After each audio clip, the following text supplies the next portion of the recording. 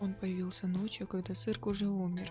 Фургон стоял заброшенный, покосившийся, как челюсть старика, и только внутри что-то шкрябало, будто длинные ногти ковыряли дерево изнутри.